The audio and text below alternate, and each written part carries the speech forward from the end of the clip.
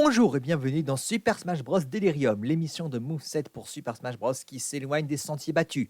Et aujourd'hui, je vous présente un projet que j'ai dans les tiroirs depuis longtemps maintenant.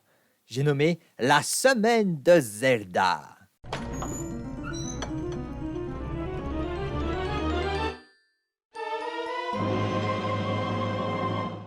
J'ai déjà pu exprimer mon mécontentement face à la sélection actuelle des combattants de Zelda dans Smash, n'ayant eu aucun nouvel ajout depuis Brawl. Mais d'autres problèmes les touchent, en particulier les porteurs de la Triforce. Enfin, les principaux. Du moveset de Ganondorf qui est principalement du recyclage de Captain Falcon à celui de Link qui a été décliné 3 fois mais sans qu'Ultimate n'ait réussi à rendre cette division pertinente. Même Zelda, pendant longtemps c'est elle qui s'en est le mieux sortie des 3, mais dernièrement les récents jeux ont commencé à relancer les débats sur si son moveset a bien vieilli ou pas. Bref, c'est probablement l'un des sujets les plus sensibles liés à Smash juste derrière Fire Emblem, mais j'ai déjà partagé en partie mon avis sur ce débat-là. Un débat qui me gonfle. Mais revenons à Zelda, j'ai aussi un avis sur la question les concernant. Car en fin de compte, je suis d'accord, ils ont tous très mal vieilli, mais à la base, je ne voulais pas m'attaquer aux 3 personnages. Pour tout dire, à l'origine, je ne voulais faire une vidéo que sur les 3 Link. Mais maintenant que j'ai rajouté Ganondorf et Zelda, vous vous doutez bien que quelque chose s'est passé pour me faire changer d'avis. Et en effet, car à force de voir ou deviner les propositions de changement pour eux au fil du temps par différents autres fans de Smash, j'ai fini par me poser une question. Pourquoi un Kongle? Oui, bon, on fait comme avec d'autres combattants. On veut améliorer leur moveset, évidemment. Non, ce que je demande, c'est quel est le cœur du problème? Parce que c'est logique de présenter des idées de changement pour eux comme on peut faire avec tous les autres. Mais un truc que je remarque vite, c'est que ces propositions prennent des tournures très différentes au fil du temps. Entre les opinions qui divergent et les tonnes de nouvelles idées proposées à chaque nouveau jeu qui sortent, rajoutant couche après couche de nouvelles strates à la mythologie globale de Zelda grâce à leurs univers et gameplay très fournis. Et c'est logique. Mais pour moi, c'est également représentatif d'un gros problème lié aux combattants de Zelda. Alors, posons-nous la question du titre. Quel est le problème des combattants de Zelda dans Smash? Avant toute chose, faisons un petit historique.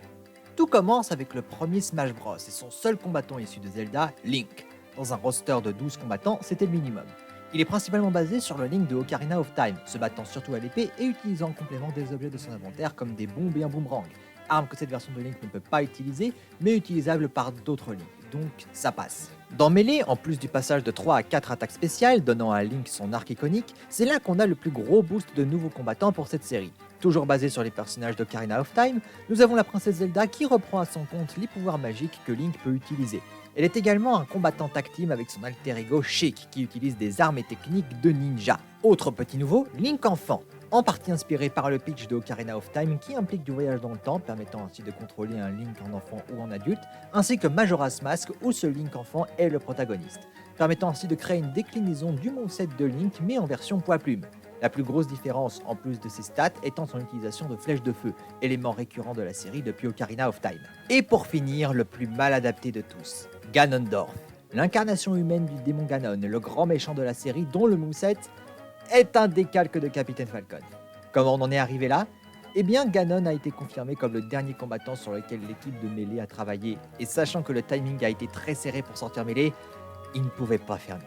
Dans Brawl, la plupart des personnages ont été mis à jour graphiquement pour les faire ressembler à leur design de Twilight Princess. Même Sheik qui utilise pour base un croquis préparatoire qui est envisagé de l'intégrer dans ce jeu. A part ça, on a eu quelques mises à jour de gameplay, Link gagnant le boomerang tornade du jeu ou encore Ganondorf gagnant plus d'attaques uniques dont un Command Grab. Le plus gros changement étant Link enfant. Forcément, vu qu'il n'est pas du tout dans Twilight Princess, il s'est fait dégager.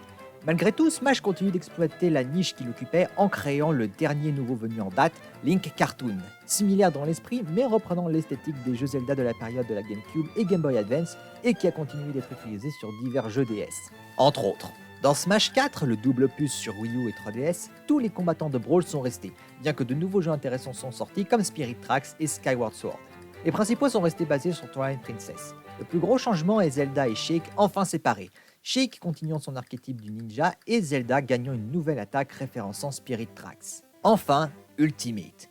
Tout le monde est là. tous les personnages de Zelda sont revenus. Le design de Zelda est basé sur Link to the Past et A Link Between Worlds. Sheik voit son design mis à jour inspiré par l'armure Sheikah de Breath of the Wild, jeu Zelda le plus récent à l'époque. Ganondorf reprend son design d'Ocarina of Time et Link est basé sur Breath of the Wild. Son boomerang redevenant normal et à la place, ses bombes peuvent désormais être détonnées manuellement. Et pourtant, toujours 0 nouveau combattant à l'horizon. Autant dire que ça a fait jaser autant cette absence que les movesets des combattants actuels qui montrent de plus en plus leur âge. Surtout quand les fans réclament des changements liés au dernier jeu aussi. Mais donc, quel est le problème? Pourquoi les combattants de Zelda sont comme ça dans Smash? Et si je vous disais qu'en fait, c'est précisément cette insatiable envie d'être à jour avec les derniers jeux qui pose problème? Dit comme ça n'a pas de sens. C'est une logique qu'on applique à tous les combattants de Smash d'où qu'ils viennent. De plus, chaque opus a une temporalité assez souple. Le nombre d'années laissées par an est toujours assez pour que la continuité ne soit pas un frein. De ce fait, on pourrait croire que la façon de faire de Smash serait ergonomique sur 2 points. D'une part, vu que l'essence des personnages et le gameplay restent consistants d'un jeu à l'autre, ne changer que les designs serait utile pour toujours se renouveler sans trop perdre de temps. Et de 2, d'un point de vue marketing, ça créerait une synergie très intéressante qui plairait pour Nintendo, qui utilise très souvent Smash comme outil promotionnel pour leur série. Que demande le peuple? Donc pourquoi cette mentalité ne poserait problème que pour Zelda? Parce que justement, s'il faut appliquer cette stratégie à la lettre à une série en particulier, The Legend of Zelda était le pire choix possible, au point que tous les problèmes des combattants actuels de The Legend of Zelda sont en fait les conséquences de cette stratégie qui s'est retournée contre eux. Et je vais le démontrer en 4 points. Problème numéro 1, The Legend of Zelda n'est pas aussi fixe que d'autres séries de jeux vidéo. Il est vrai que le tronc du gameplay de la série ainsi que les personnages principaux restent très consistants au fil des années. Pour ceux qui ne savent pas, si certains jeux ont eu des suites directes, ils sont autosuffisants pour la plupart. Même quand une continuité officielle a été instaurée pour les 25 ans de la série avec The Legend of Zelda Skyward Sword, le tout premier jeu, cet aspect a été conservé et justifié, révélant que tous les Link et Zelda sont des réincarnations de ceux de ce jeu. Mais juste parce que le tronc est le même ne veut pas dire que la variété de fruits est inchangée non plus, que du contraire. The Legend of Zelda n'hésite jamais à jouer un peu avec sa formule. Mais d'un point de vue logique et technique, la façon de faire de Smash est tout sauf un gain de temps. Que du contraire, la modélisation et l'implémentation de mécaniques de gameplay, ça prend toujours du temps quel que soit le jeu. Alors changer ça chez un personnage tous les 2 opus, c'est gaspiller du temps de travail applicable ailleurs. Et c'est quelque chose que j'ai du mal à comprendre. Pourquoi est-ce qu'ils ont fait cette décision de base? Parce que pour les 2 parties de l'accord, je ne comprends pas leur logique. Du côté de Nintendo, ils ne se sont jamais embêtés avec ça dans leur série principale, ou du moins rarement. Alors pourquoi pour un crossover, ils se la jouent DC ou Marvel et forcent la synergie avec le jeu actuel? Et Sakurai, il crée peut-être des movesets qui ne changent pas beaucoup au fil du temps, mais ils sont généralement assez souples pour pouvoir intégrer des changements facilement. Car sans parler des personnages rétro dont les movesets reposent beaucoup sur de l'extrapolation, on en parle de d'autres movesets qui ont des libertés artistiques évidentes, comme les boules de feu de Luigi qui se comportent comme dans Mario Bros, des personnages de Star Fox qui utilisent des gadgets complètement inventés, extensions de leur véhicule, de Ness et Lucas qui utilisent des pouvoirs psy qu'ils n'ont jamais utilisés, d'Olimar qui n'a jamais utilisé ses Pikmin comme des armes contondantes. Je ne comprends pas pourquoi pour les combattants de Zelda, ils insistent autant à être fidèles jusqu'au moindre détail. Et encore, c'est vite dit, je te détaille dans un instant. C'est contre-productif, ni plus ni moins, et ça fait 20 ans qu'ils répètent ces stratégies pour des retours minimes. Et je ne vois pas d'autre explication sur l'état actuel des choses que Sakurai qui a du mal à s'adapter sur le long terme pour plaire à un système capitaliste qui veut toujours tout plus vite et avec toujours plus d'ambition. Je rappelle qu'il a lui-même avoué qu'il a de plus en plus de mal à développer des jeux, mais qu'il n'a pas de protégé et qu'il ne peut pas imaginer Smash sans lui. Je comprends, mais ça reste triste de voir un homme se faire dévorer tout cru par le système. Mais bon, je suis belge et sans emploi. Qui suis-je pour juger le monde du travail japonais, hein? Bon, je dis ça, mais encore une fois, les changements de source d'inspiration ne changent que tous les 2 jeux seulement. Alors, soyons magnanimes, et peut-être que oui, c'est un choix volontaire de Sakurai pour éviter la surcharge de travail. Ce qui serait compréhensible, mais qui n'annule pas la critique précédente, ni même les autres problèmes qui en découlent. Car on n'oublie pas que j'ai encore 3 autres points pour expliquer pourquoi cette stratégie ne marche pas. Problème numéro 2, les mises à jour de gameplay des différents personnages ne peuvent pas tenir le rythme. Ça fait longtemps que Smash n'a pas vraiment mis à jour ses combattants, mais la plupart d'entre eux n'ont pas forcément besoin d'avoir le dernier cri dans leur moveset. Des mises à jour seraient le bienvenu, mais la plupart sont suffisamment simples et flexibles pour tenir debout sur le long terme. Les combattants Zelda sont les seuls à être mis autant à jour. Et mine de rien, ça a déjà démontré ses limites. Leurs movesets sont mis à jour de temps en temps, mais c'est toujours légèrement. Ganondorf qui est décloné à petit feu, Zelda et Sheik qui doivent compenser le fait qu'ils sont séparés maintenant. Or, c'est malheureusement désuet au vu du changement de paradigme qu'a été Smash 4, et ses movesets qui sont de plus en plus étoffés en référence et que les fans veulent maintenant. Et pour Link, c'est encore plus grave, il le change souvent mais cherche également à conserver sa nature simple, ce qui fait que les changements apportés sont toujours minimes. Et je ne veux pas jouer aux oiseaux de mauvais augure, mais si, dans le cas où Smash garde Link de Breath of the Wild comme son Link principal, il y a de fortes chances pour qu'en effet il ait des modifications inspirées par Tears of the Kingdom, je crains que ça ne se limite qu'à lui donner le bras de Raoru et la tunique Sonao. Au mieux, ces bons vont encore changer, mais risquent de perdre ce qui les rendait intéressantes dans Ultimate, et il y aurait une nouvelle saisie inspirée par Emprise, mais c'est honnêtement le maximum que je peux voir dans la manière de faire de Smash. Je suis désolé, mais voilà. On a déjà toutes les preuves que ça ne marche pas comme méthode, mais faisons comme si ça marchait encore. Pour eux, on cherche à être le plus fidèle possible. Soit. Mais donc, il faut être sûr que les éléments de leur moveset soient suffisamment récurrents pour que ça fonctionne. Et malheureusement, ça ne l'est pas. Au contraire, la série Zelda expérimente beaucoup et n'hésite pas à mettre sur le côté certains éléments qui peuvent parfois revenir, mais voilà, pas toujours.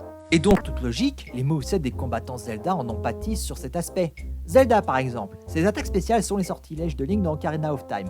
On ne les a pas revus avant 2019 dans un crossover avec Crypt of the Necrodancer, une demi-année après la sortie d'Ultimate. Mais en soi, ça lui va encore, surtout depuis les révélations de Skyward Sword.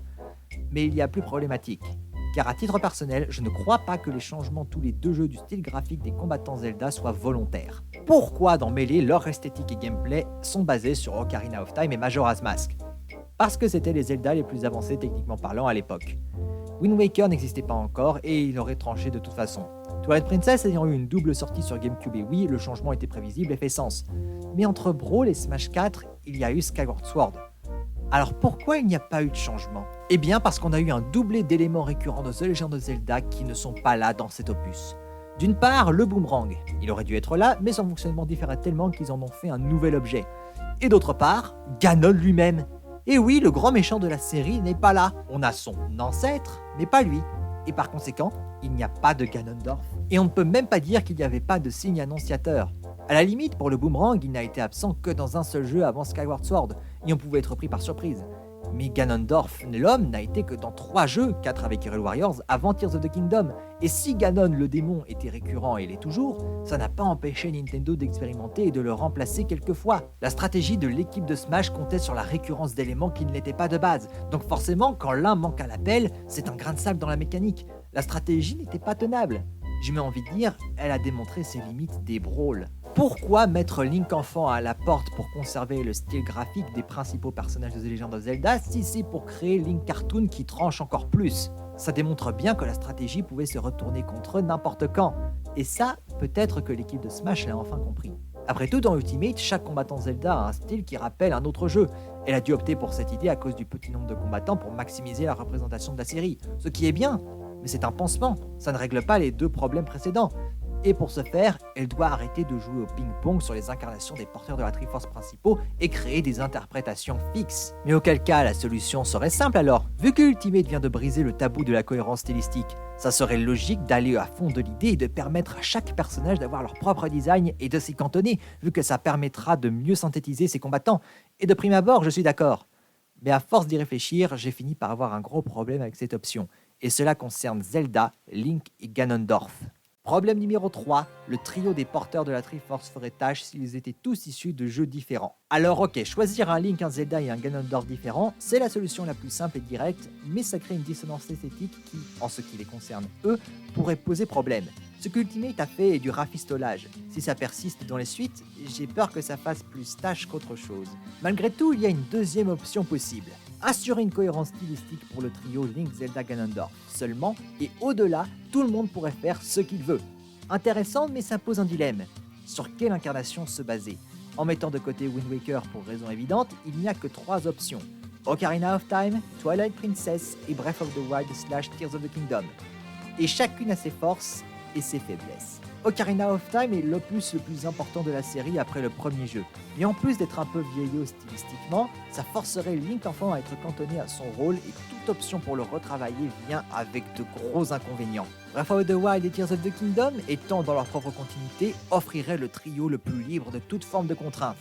Mais ces deux jeux proposent une telle cassure avec le style habituel de la série que l'utiliser comme base pour les trois est contraire à ce que le trio représente. Quant à Twilight Princess, il a un peu des avantages des deux, mais il y a un détail majeur qui fait que je me suis résigné, le fait que le Link actuel soit basé sur Breath of the Wild. Ramener celui de Twilight Princess, ça veut soit dire d'abandonner ce Link dont les deux jeux sont désormais des pierres angulaires de la Switch, une telle influence ça ne s'efface pas comme ça, soit c'est prendre le risque de quand même conserver son gameplay d'une manière ou d'une autre. Et c'est sans parler du problème commun aux trois options, prendre n'importe laquelle risquerait de rendre les movesets trop rigides et les faire vieillir d'autant plus. Un problème lié à mon dernier point. Un problème à double tranchant, en partie lié à ma logique concernant le fait d'abandonner Link Prodige. La faille fatale, le coup de grâce qui a mené à la création de ce set de vidéos spécifique. Problème numéro 4, ce n'est pas ce que les fans veulent.